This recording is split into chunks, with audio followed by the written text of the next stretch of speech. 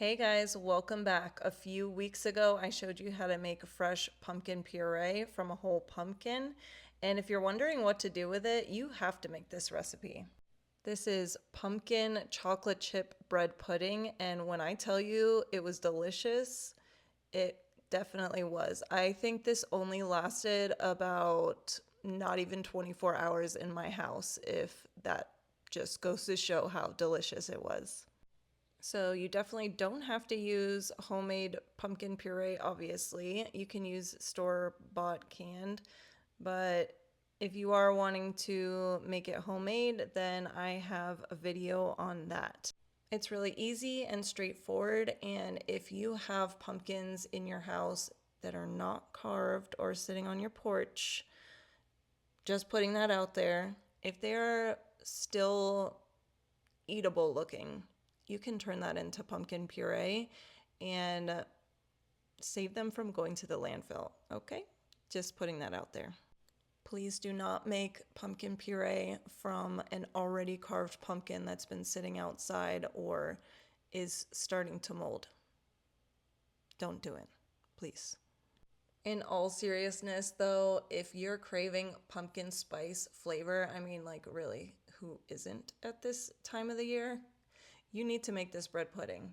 So here I'm using a sourdough that I'm obsessed with. It's from Costco, but I think next time I make it, I'm definitely going to use like a brioche or something because I just feel like brioche is made for like French toast and bread pudding. It is absolutely delicious. I've said it before in other videos, I'll say it again. Everything that I share is customizable. I feel anything in life really is customizable. You can be creative with changing things in a recipe if you want, and you don't have to be so structured with it, especially the recipes that I follow, because this isn't like a baking recipe that's like basically like chemistry. If you get one thing off, it's gonna turn into something completely different kind of thing. You know what I'm saying?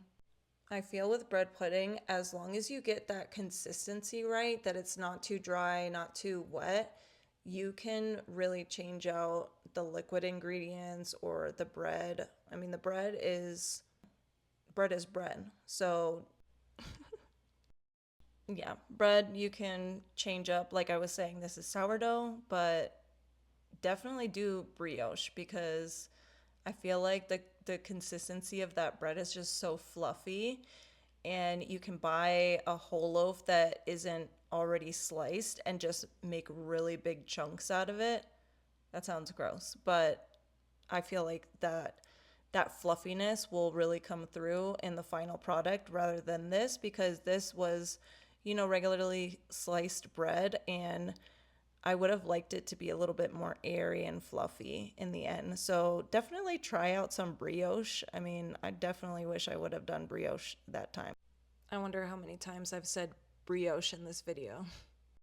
My point with saying all of this, though, is that I really want you to take my videos as inspiration.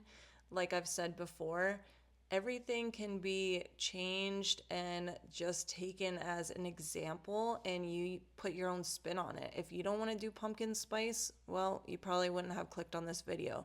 But you can change that out too.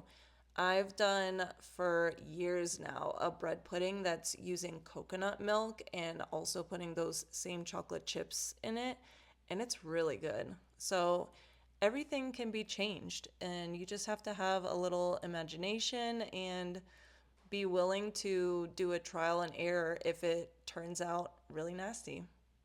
I am really curious though if any of you are going to make this, if you're going to make the exact recipe that I share, or are you going to make something with a spin on it?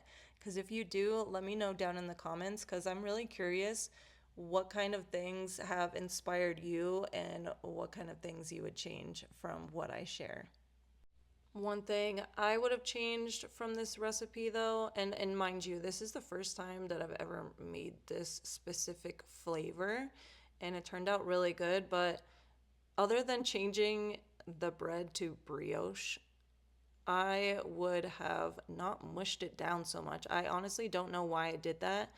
and it was kind of like an ugly look to it after, but I promise you this was so good. So definitely try this. Just my little tweaks this time would be not using that bread, and if I did use that bread, I wouldn't have smushed it down. I've literally never made bread pudding like that before. I don't know what possessed me to smush it down like that and make it all flat on the top.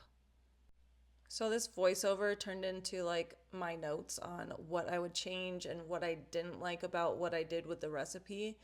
Let me know if that kind of thing is interesting to you and if that's what you like hearing me talk about in the voiceover. But thank you guys so much for watching, and you can click this video next to learn how to make pumpkin puree from scratch to make in this bread pudding recipe.